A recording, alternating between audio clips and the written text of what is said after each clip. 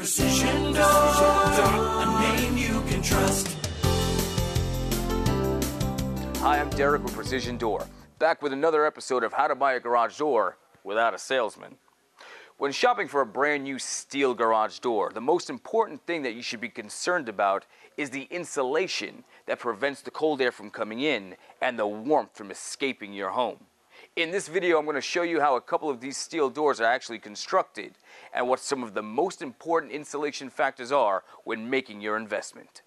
There are two different types of insulation for your steel garage door: polystyrene and polyurethane. Polystyrene is the cheap alternative to insulation. It's the same material that they use to make the styrofoam coolers that you take with you to the beach. Polystyrene does not fill all the gaps in the door structure because it's just one piece that's slid between the front and back door panels, then cut to size, and it leaves a lot of hollow sections inside the door panel.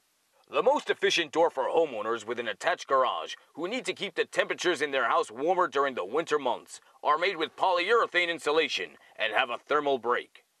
Polyurethane is a liquid insulation that's sprayed into the door so that it hardens to a custom fit that seals every gap in the door, restricting any transfer of cold. Thermal breaks are interlocking seals between the door sections that prevent cold and heat transfers. If insulating your home is what's most important to you, then you'll want to invest in polyurethane insulation with thermal breaks between the sections to stop heat transfer from the front to back. Just remember, not all polyurethane doors have thermal breaks, so be sure to consult with your garage door dealer. The most significant difference between polystyrene and polyurethane is the R value and the U value. R value is the measure of heat from one side of the door to the other, but only through one section of the door. The U value measures the heat throughout your entire door system. This is the value that really tells you how your garage door is going to perform. When comparing the effectiveness between polystyrene and polyurethane, polystyrene's value only ranks around a 6, as opposed to polyurethane, whose value ranks around a 16. Remember, the R value doesn't mean anything if the door is not properly sealed all the way around. If the wind can still penetrate the panels, the seals, the window pane, then it drops your R value. And very few manufacturers can guarantee R value on the entire door system. When it comes to the construction of the steel doors, there's a couple of options to choose from. The cheapest door you'll find anywhere is a steel pan door. It's thin, lightweight, and has no insulation. In the industry, we call it a beer can door because it's just as cheap and flimsy as an empty can of suds. The constant use on a pan door will cause the door to start creasing and caving in because it has no back support.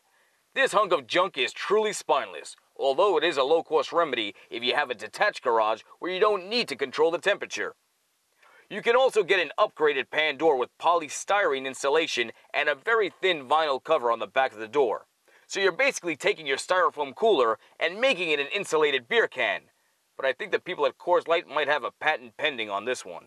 Another low-cost option is a sandwich door.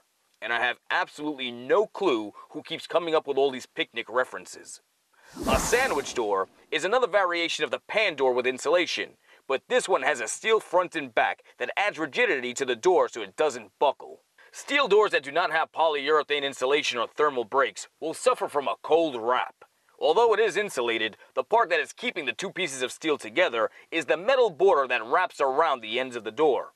The cold follows the steel around, impacting both sides of the door. The last thing homeowners need to know is that you should never let anybody install a steel door into your house, no matter which one it is, unless you have a reinforcement bracket and strut on top of it, especially if you plan on putting a motor onto it. The strut is basically a piece of steel going from one end of the door to the other to reinforce the top section and prevent the door from creasing or caving while the motor is operating. This is a huge risk customers can encounter, especially if their springs are not properly balanced.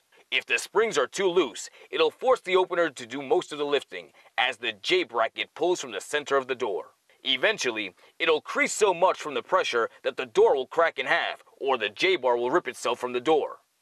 Some manufacturers have a steel retainer already built into the door.